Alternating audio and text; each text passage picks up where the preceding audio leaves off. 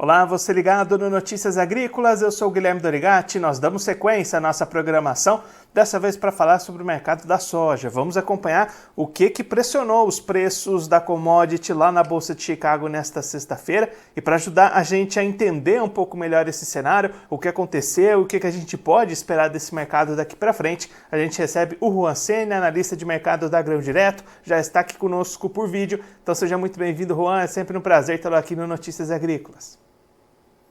Prazer é todo nosso, Guilherme. Mais uma vez agradecemos o convite.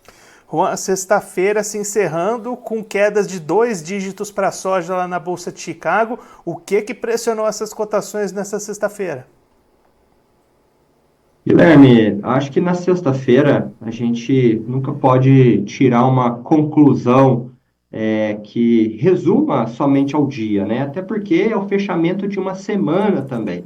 E quando a gente olha para a semana, a gente viu bastante coisa acontecendo. Foi uma semana de relatório, de oferta e demanda mundial. Tivemos também o retorno das negociações aqui no Brasil, depois que a medida provisória foi derrubada pelo Congresso. E, além disso tudo, temos também o cenário internacional, que envolve a Argentina, que envolve safra norte-americana, que até então vem em boas condições, e do outro lado, né, tudo que eu disse é mais relacionado ao lado da oferta, do outro lado, da demanda, ainda é uma China bastante receosa, bastante cautelosa, devagar com as compras, apesar de ter manifestado uma movimentação durante essa semana. O Brasil ainda no posto de principal exportador do mundo. Então, conglomerando tudo isso, a gente vê hoje, sexta-feira, como um dia de realização de lucro, um dia de pouca movimentação, um dia mais de movimentação gráfica, né? Uma movimentação técnica do que, de fato, fundamentos novos dentro do mercado. E aí, Juan, olhando alguns desses pontos que você destacou, safra dos Estados Unidos, como é que está esse desenvolvimento por lá? As lavouras vêm se desenvolvendo bem até esse momento, né? Exatamente, Guilherme. E assim, juntando isso ao relatório de oferta e demanda, que trouxe a manutenção da safra norte-americana em volumes acima de 120 milhões de toneladas, o que a gente vê é que tudo vai encaminhando bem, apesar dessa expectativa do USDA ser bastante otimista, a gente sim tem um certo viés de uma safra bastante satisfatória nos Estados Unidos até esse momento. Sempre é válido ressaltar o marco temporal disso tudo, até porque nós estamos entrando no mês de junho e julho, que são os principais meses quando você olha o desenvolvimento da safra norte-americana. Então, qualquer problema climático que acometa a safra, principalmente nesses 2 meses, com toda certeza vai trazer muita volatilidade. Mas quando a gente olha para os números que temos hoje, eles são, mais uma vez, bastante satisfatórios. Já temos 87% do plantio concluído. Se a gente comparar com o ano passado, ele está um pouquinho atrás, mas ele está dentro da média dos últimos 5 anos, então isso não traz preocupação para o mercado. Essa soja que já foi plantada está tendo uma condição favorável climática para emergir e iniciar o seu desenvolvimento. Cerca de 70% da soja, de acordo com o departamento, já está emergida, ou seja, já entra ali naquela fase vegetativa inicial. E quando a gente olha para as condições dessas lavouras que já estão emergindo, a gente vê um percentual bastante significativo de lavouras boas e excelentes, quase 60%, e para contribuir com isso, um número bem pequeno de lavouras ruins ou muito ruins, que essa classificação é feita com esses parâmetros, né, pelo USDA. Olhando para a umidade do solo, que geralmente também é atualizada semanalmente, a gente vê uma situação bastante confortável quando a gente olha para a safra norte-americana. Para você ter uma ideia, Guilherme, o ano passado, o percentual de áreas que tinha algum grau de seca, né, de baixa umidade, era em torno de 39%. Este ano, esse número está em 2%. Então, das áreas principais produtoras, só dessa diferença aí de um ano para o outro, a gente vê, sim, um solo bastante favorável para a continuidade desse desenvolvimento inicial da safra norte-americana. E aí, Juan, quando a gente traz essa análise aqui para o Brasil, como é que o produtor brasileiro pode se posicionar no mercado diante desse cenário que a gente comentou? Guilherme, diante desse cenário que eu trouxe agora, e considerando que esse cenário vai continuar otimista, note que eu estou falando otimista e não perfeito, né? Porque o cenário, para se ter uma produção acima de 120 milhões de toneladas, ele tem que ser praticamente perfeito. Condições climáticas quase que 100% favoráveis durante todo o desenvolvimento da safra norte-americana.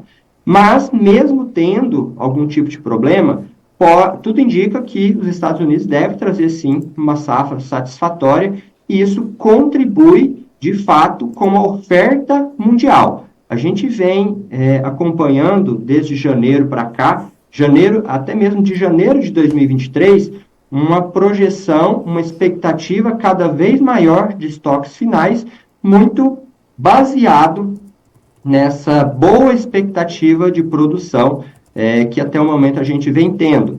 Claro que no final do ano a gente já tem safra 2024-25 aqui no Brasil, a gente pensa que está longe, mas falta ali 2, 3 meses, né? Na verdade, 3 meses, quando a gente olha para o Mato Grosso, que geralmente começa o plantio nos meses de setembro. Então, acaba que esse marco temporal vai diminuindo, e hoje o produtor que tem soja para vender, a gente sabe que já tivemos bastante volume negociado, principalmente de soja disponível, mas pensando também até mesmo na safra do ano que vem, na próxima safra, a gente sempre está orientando quem nos pergunta, principalmente os produtores, a irem pensando, a terem a cabeça de fechamento, ou seja, oportunidades que surjam nesse meio tempo, principalmente nos próximos 2 meses, né? Seria este mês e o mês de julho, principalmente, para que ele aproveite, claro, respeitando muito bem sua gestão de risco. A gente sabe que cada produtor tem, sim, uma realidade diferente, então, para que ele olhe isso com muito cuidado, mas com essa cabeça de fechamento para aproveitar principalmente o dólar que está nos ajudando nesse momento e absorvendo essa queda de Chicago e até mesmo elevando o preço em algumas regiões. E aí, Juan, você comentou nessa preparação para a próxima safra. Nesse momento, como é que estão as condições para o produtor já ir pensando em algumas travas, em algumas negociações para a próxima temporada 24-25? Guilherme, quando a gente olha para a próxima safra, a gente automaticamente também olha para o custo da próxima safra. E sobre esses custos, a gente vem acompanhando uma redução significativa, principalmente por parte dos fertilizantes. Para você ter um exemplo, tivemos queda em torno de 60% nesse momento para o KCl, que seria o cloreto de potássio, cerca de 40% o super simples, ureia, que geralmente não é usada na soja, né, por conta da sua alta eficiência de fixação biológica, mas só para a gente também trazer esse número, teve uma redução em torno de 56%, isso de meados de 2022, descendo para 23 e agora chegando em 24. E, junto com isso, também é uma redução da soja. Claro que a gente tem que considerar o preço da soja em todo esse cenário, que foi em torno de 30%. Então, quando a gente joga isso numa balança, a gente vê um cenário bem mais favorável em relação aos custos, que até mesmo compensa essa queda que a soja teve nos últimos meses. Então, o produtor vai está mudando de patamar, né? Quando a gente olha o patamar do ano passado para esse, ele está num patamar mais ajustado, mais adequado para a realidade atual de preço de grão e dentro de tudo isso surgem as oportunidades de barter. Então, já se passaram boas oportunidades, mas a gente acredita que devam surgir mais boas oportunidades para que o produtor aproveite e faça a troca, né? Ou seja, utilizar a modalidade de barter para ele fazer, para travar o seu risco, travar o seu grão e travar o seu custo naquele insumo que ele está adquirindo. E aí, Juan, aquele ponto que a gente sempre destaca, né? Todos os analistas, todas as nossas análises, ir olhando esse mercado e fazendo essa comercialização aos poucos, aproveitando essas oportunidades, né? Exatamente, Guilherme, até porque tudo pode acontecer, né? Essa palavra, ela é muito pesada quando a gente olha que ela envolve o sucesso ou insucesso de um plantio, né? Da comercialização do produtor. Então, é olhar com bastante cuidado. Nós temos um cenário ainda bastante indefinido do lado da demanda. Para você ter uma ideia, a China ainda não se manifestou em relação às compras da próxima safra dos Estados Unidos, da próxima safra que está sendo plantada, inclusive, né, da safra 24-25.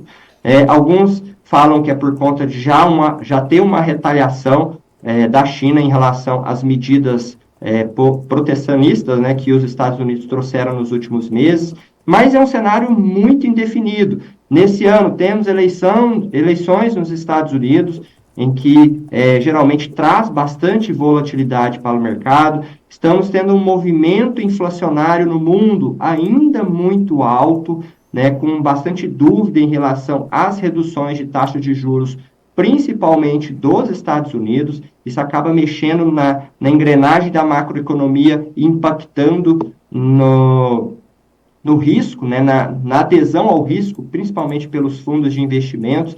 Então, no meio disso tudo, está o produtor, que está ali plantando, que está ali cuidando da lavoura para que ele produza bem e na hora de comercializar, às vezes tem uma infelicidade de talvez não chegar no preço que ele almejou, não chegou no preço adequado para ele manter a lucratividade. Então, o mínimo é a gente ter uma gestão desse risco para minimizar o máximo possível todo esse cenário de incerteza que eu trouxe anteriormente. Juan Luciano Porto, lá de Porto Alegre, manda o seu boa tarde. Excelente abordagem do cenário, diz o Luciano. E o Marcos Vinícius, lá de Lagoa Formosa, ele pergunta sobre o MAP, se tem alguma previsão para preços, para baixas, já que houve um aumento nos últimos 20 dias, conforme o Marcos está comentando aqui para a gente. Obrigado pelo comentário, Luciano. E respondendo ao Marcos, a gente já teve uma queda bastante expressiva quando a gente olha para o MAP, já se pode considerar que são boas oportunidades para que o produtor adquira esse produto. Ele já teve um preço inferior, né, com o que a gente vê hoje, mas ainda assim é um preço que está abaixo da média dos últimos anos. A gente sempre tem que interpretar essas oportunidades olhando um histórico de preços de últimos anos. Então, se esse preço estiver abaixo da média, abaixo da projeção dos últimos anos, é um cenário favorável sim, até porque da mesma forma que ele pode cair mais, ele pode voltar a subir e consequentemente prejudicar e aumentar o custo do produtor. Juan, para a gente encerrar passando um pouquinho pelas outras commodities lá de Chicago, milho e trigo também tiveram um dia de desvalorização. O que a gente pode explicar essas quedas de milho e de trigo também? Então, Guilherme, o milho ele entra na carona da soja, até porque estamos tendo também plantio de milho nos Estados Unidos, inclusive está bem mais avançado que a soja, está praticamente, tecnicamente concluído, né? Eu acredito que na próxima semana o USDA já traga um número bem próximo da conclusão, se não já concluído. Então, o desenvolvimento inicial ali deve continuar e continua favorável, também com áreas prejudicadas pela seca bem pequena. A gente vê uma seca maior ali no sul de Kansas, que geralmente não tem uma expressividade tão grande na produção de milho e também de soja. Então, por isso que esses números estão bem satisfatórios. E todo esse cenário trazendo aqui para o Brasil, que junto com esse cenário otimista dos Estados Unidos está avançando na colheita e a oferta que entra no mercado naturalmente pressiona essas cotações de milho e faz com que a gente não tenha uma força adequada, uma combustão que leve uma elevação dos preços nesses próximas semanas. Vou reduzir isso para semanas, porque entrando o mês de julho, o mercado já começa a virar o cenário de demanda para o milho. Até mesmo as exportações tendem a aumentar, ou seja, ir mais demanda para o milho em detrimento da soja. Isso, consequentemente, pode trazer, sim, oportunidades e possíveis valorizações, olhando esse cenário de possível demanda de exportação a partir do próximo mês. Juan, muito obrigado pela sua participação, por ajudar a gente a entender melhor todo esse cenário do mercado da soja. Se você quiser deixar mais algum recado, destacar mais algum ponto para quem está acompanhando a gente, pode ficar à vontade. Acho que você abordou muito bem todos os pontos aqui que eu avalio que são importantes, né, para a gente passar para o produtor. Claro que a gente trouxe aqui de uma forma bem enxuta, o mais simples possível, para que a gente consiga atingir todos os públicos, né, que estão envolvidos nesse processo produtivo. E, mais uma vez, atenção a todos esses fatores, sempre pensando em aproveitar oportunidades parceladas e não, de certa forma, acertar um alvo absoluto ali que, na maioria das vezes, não acontece. Então, é bastante cautela aí nesse momento, observando todos esses fatores para que todos tenham a tão positiva lucratividade, né, que a gente fala, tão esperada lucratividade na safra 2023-24 e também na próxima safra, que deve iniciar nos próximos meses. Juan, mais uma vez, muito obrigado. A gente deixa aqui o convite para você voltar mais vezes, a gente siga acompanhando essas movimentações do mercado. Um abraço, até a próxima. Até a próxima, Guilherme. O Juan Ceni, analista de mercado da Grão Direto, conversou com a gente para mostrar um pouquinho o atual cenário do mercado da soja lá na Bolsa de Chicago e também aqui para o produtor brasileiro. Juan destacando as movimentações negativas nesta sexta-feira em função de itens que foram se acumulando ao longo dessa semana. A gente teve na segunda-feira a atualização do boletim do uso do Departamento de Agricultura dos Estados Unidos, com o desenvolvimento das lavouras norte-americanas mostrando um bom desenvolvimento para soja e para milho neste momento, pouquíssimas áreas registrando algum índice de seca, bastante ao contrário do que a gente viu no ano passado. E aí, diante disso, a gente também teve nessa semana relatório de oferta e demanda do USDA, trazendo uma confirmação de grande produção de soja e milho nos Estados Unidos. Tudo isso vem pressionando do lado da oferta no mercado internacional. E aí o Juan destacando que os próximos 2 meses devem ser bastante cruciais para o desenvolvimento dessa safra